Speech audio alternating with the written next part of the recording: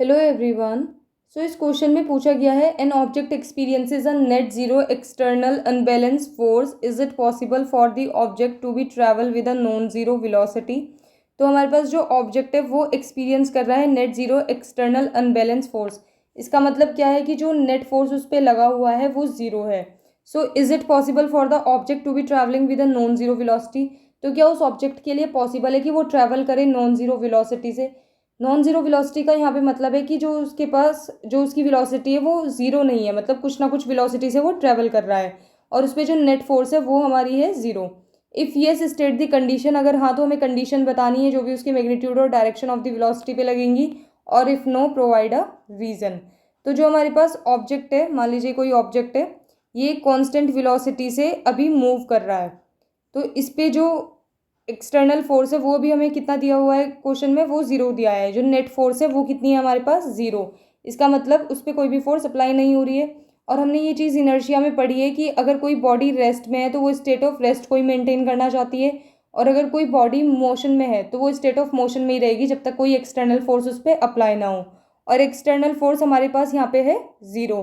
तो इसका मतलब जो अभी बॉडी है वो कांस्टेंट वेलोसिटी से मूव करती रहेगी क्योंकि उस पर फोर्स तो कोई लगा हुआ नहीं है। और हमने एक यहाँ पे फॉर्मूला पढ़ाया हुआ है F=m/a, मतलब जो फोर्स है वो एस मास इंटू एसेलरेशन होती है हमारे पास। तो यहाँ पे जो फोर्स है वो हमारे पास कितनी दी हुई है क्वेश्चन में, ज़ीरो। नेट फोर्स हमारे पास ज़ीरो है, इसका मतलब ज़ीरो बराबर आ जाएगी m/a के। तो मास कभी भी किसी बॉडी का ज़ीरो तो नहीं होता, तो इसका मतलब यहाँ से क्या हो जाएगा, एसेलरेशन हमारे पास ज़ीरो आ जाएगा। एसेलरेशन जब ज़ीरो आएगा तो यहाँ पे एसेलरेशन का हमारे पास एक और फॉर्मूला है जो है v-u/t। तो मतलब ये ज़ीरो के बराबर, क्योंकि यहाँ पे पहले से ही ज़ीरो था, a=0, और एक और हमने लिख दिया v-u/t। तो जब t इधर जाएगा तो ये भी ज़ीरो हो जाएगा।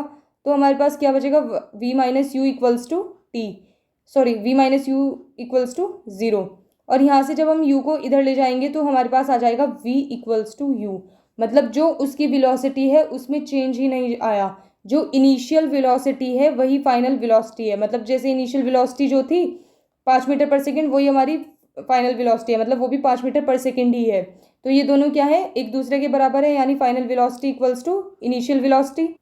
तो इसका मतलब आपको वो क्वेश्चन में ये बताना चाह रहा है कि अगर किसी पे नेट फोर्स ज़ीरो है तो इसका मतलब हमेशा ये नहीं होता कि बॉडी जो है वो रेस्ट में ही रहे। अगर किसी पे नेट फोर्स ज़ीरो लगा हुआ है तो बॉडी किस में हो सकती है, मोशन में भी हो सकती है। लेकिन हमारे पास कंडीशन ये होनी चाहिए कि जो उसकी वेलोसिटी है वो कांस्टेंट रहनी चाहिए, मतलब v=u, यानी कि कांस्टेंट वेलोसिटी से ही वो मूव कर रहा है। तो ये उसमें कंडीशन होनी चाहिए। तो अब देखते हैं हम इसको अपने आंसर में हमें इसे लिखना कैसे है। So yes, it is possible an object moving in some direction with constant velocity will continue in its state of motion as long as there is no external unbalanced force acting on it। तो ये possible है, कोई भी object move करता रहेगा constant velocity से अगर उस पर कोई एक्सटर्नल अनबैलेंस फोर्स एक्ट नहीं कर रही है। तो इसमें हमसे यहाँ पे कंडीशंस पूछी गई थी, if yes state the condition that must be placed on the magnitude and the direction.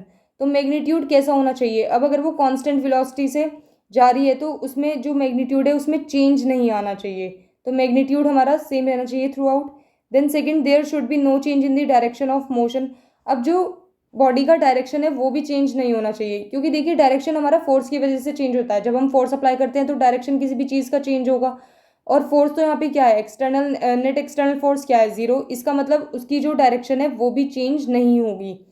The friction between the object and the ground must be zero.